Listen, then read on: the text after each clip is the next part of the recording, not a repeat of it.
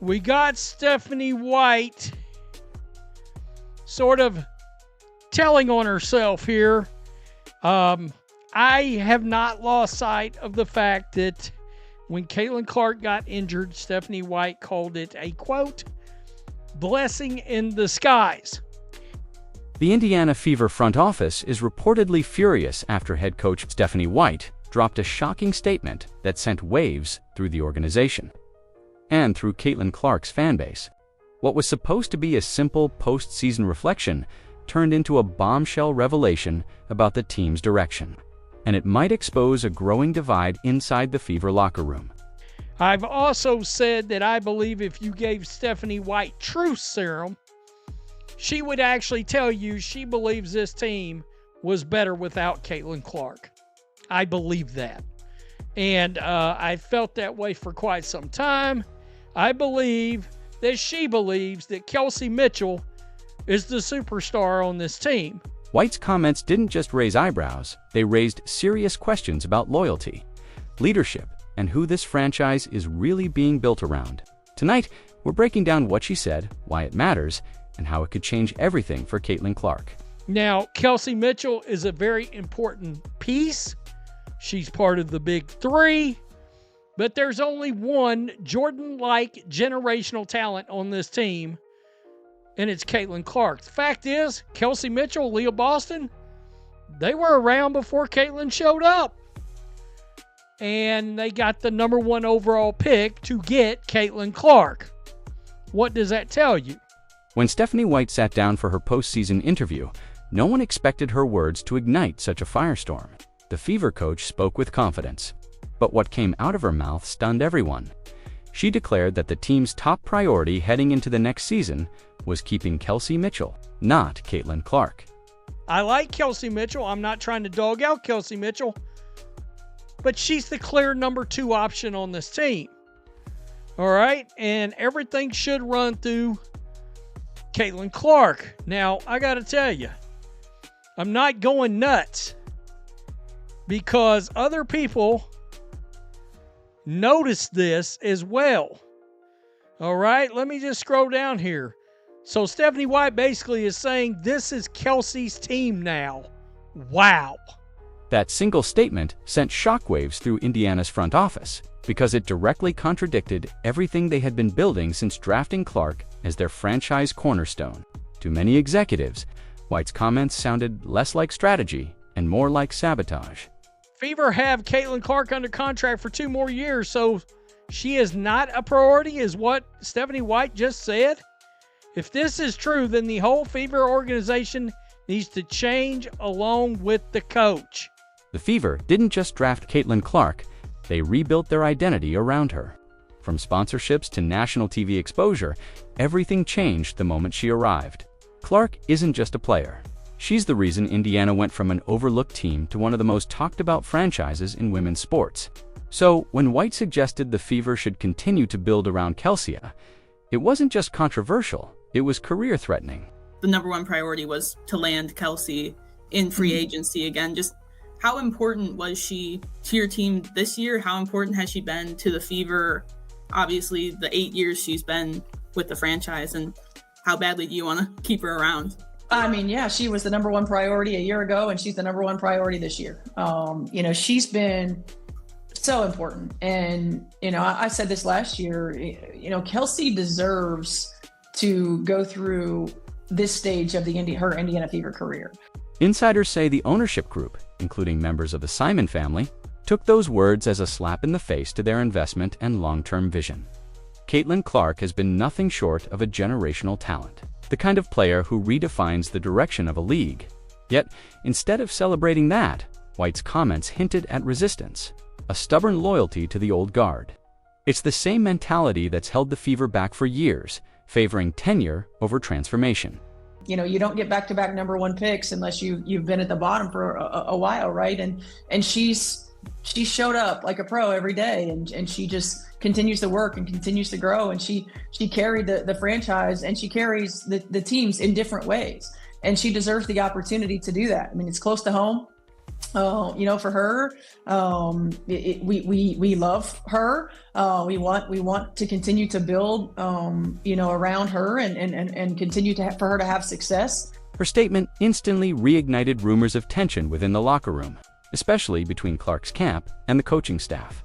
Now, fans and analysts alike are wondering, was this a simple slip of the tongue? Or did Stephanie White just reveal how she really feels about the future of her team? And more importantly, what will the Fever front office do about it?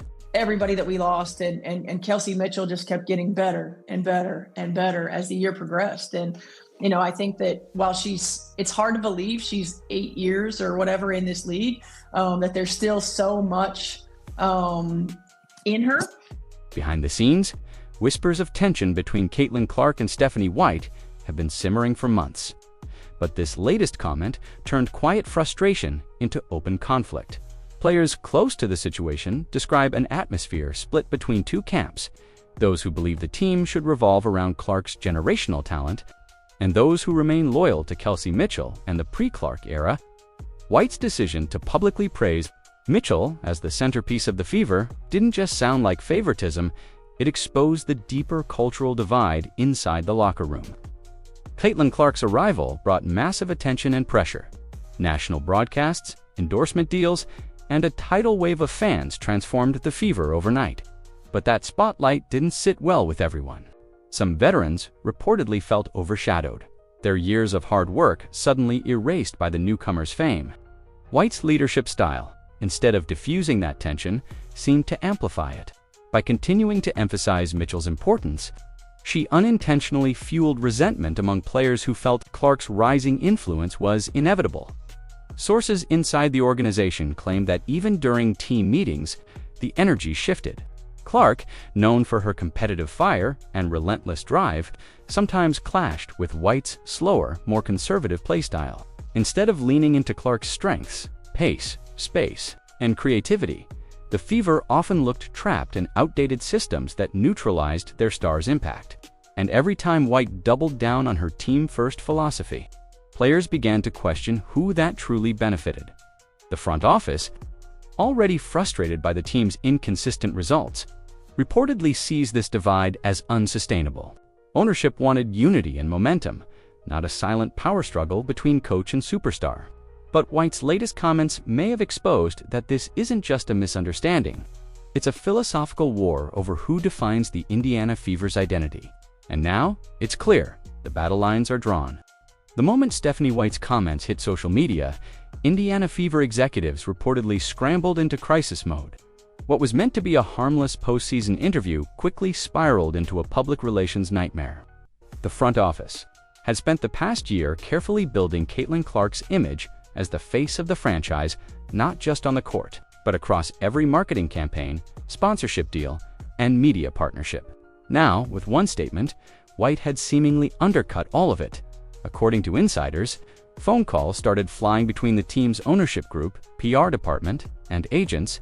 The organization had to decide fast. Would they stand by their coach or distance themselves from her remarks?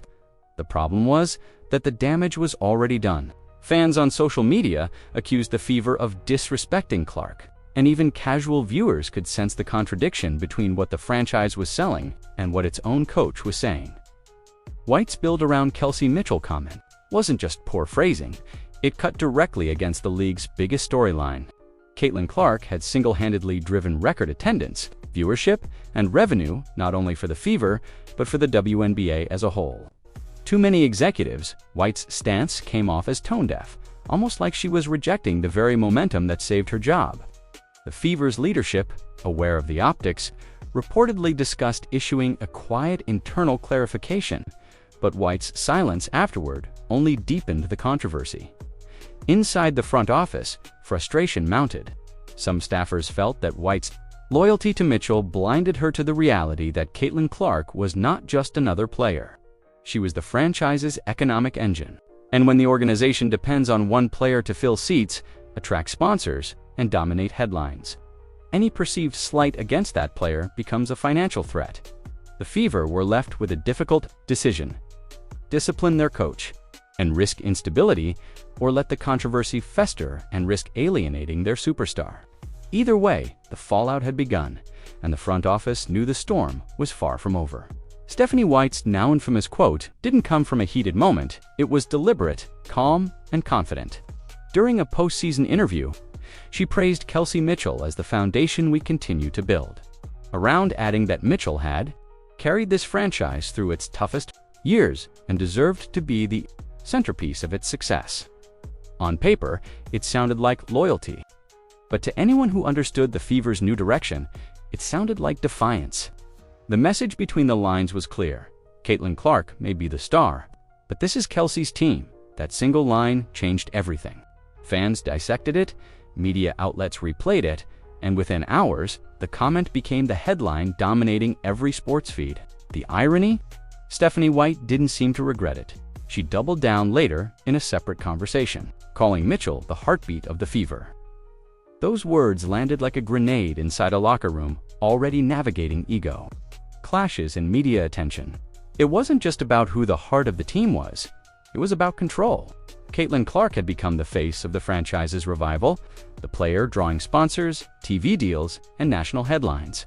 The Fever's resurgence wasn't just a basketball story anymore. It was a business empire being built around a 22-year-old phenom. White's public stance threatened to fracture that narrative. Executives reportedly viewed her remarks as undermining corporate strategy. They had banked on Clark to carry the brand for years. Her image was on billboards. Her name drove ticket sales, and her presence revived a stagnant fan base. By positioning Mitchell as the focal point, White inadvertently created confusion about who the Fever truly belonged to. The fallout wasn't just about one quote, it was about loyalty, identity, and control. And for the Fever front office, Stephanie White's words might have revealed a deeper truth, that not everyone inside the organization wants to hand Caitlin Clark the throne. To understand why Stephanie White's words hit like a bomb, you have to understand the Clark effect. Caitlin Clark isn't just another draft pick, she's a phenomenon. Since her arrival, Indiana's attendance has skyrocketed. Ticket sales have broken franchise records, and national broadcasts featuring the Fever have tripled in ratings. Her jersey sales outpaced nearly the entire league combined. The Fever's relevance, profitability, and visibility all orbit around one player, Caitlin Clark. So when a head coach publicly suggested building around someone else, it didn't just sound strange, it sounded self-destructive. Clark's influence stretches beyond the scoreboard. She brought corporate sponsors who had never invested in women's basketball before. She made the Fever a national conversation piece, pulling in new fans from across the country. Every time she steps on the court, the arena lights up. But more importantly, her presence raises the performance level of everyone around her. Her assists, spacing, and leadership have transformed how the Fever play. Even as a rookie, she was commanding double teams, creating shots for teammates, and rewriting rookie records. The front office knows this. They've seen the data, the ticketing reports, the social metrics, and they know Caitlin Clark is the foundation of their future. That's why Stephanie White's comments didn't just sound like poor phrasing. They felt like sabotage to a carefully crafted business and basketball strategy. Behind closed doors, executives reportedly warned that undermining Clark publicly could cost the organization millions in long-term brand equity. For the fans, it's simple. The Fever are Caitlin's team now. She's the player fans pay to see, the one driving the entire league's momentum. But inside the organization, egos and loyalty to old hierarchies still linger. The Clark effect didn't just elevate the Fever, it exposed the cracks in their foundation. And Stephanie White's words might have just split them wide open. Inside the Indiana Fever's front office, Stephanie White's comment didn't just spark outrage, it reignited a silent power struggle that had been building all season.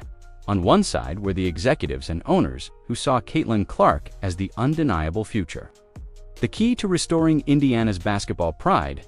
On the other side was White, a coach clinging to an older vision, one that valued seniority and experience over generational talent. Her public praise for Kelsey Mitchell wasn't just emotional, it was political. It was her way of sending a message.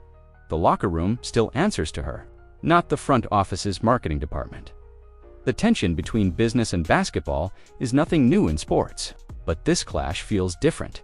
Insiders claim several higher-ranking executives were blindsided by White's remarks. with one source describing the atmosphere as complete disbelief. The Fever had just begun regaining respectability, and the last thing they needed was a headline implying their coach was rejecting their biggest star. Behind the scenes, meetings reportedly grew heated. Some executives wanted accountability, even hinting that White's job could be in jeopardy if her loyalty to the old core continued to conflict with the team's direction. Meanwhile, Clark's camp stayed silent, but that silence spoke volumes. The young superstar has handled media pressure with maturity, but sources close to her suggest she's growing frustrated with the lack of alignment between her and the coaching staff. Every time the team prioritized Mitchell in interviews or marketing, it chipped away at the trust needed between coach and player. The power struggle is no longer just about playing style or leadership philosophy.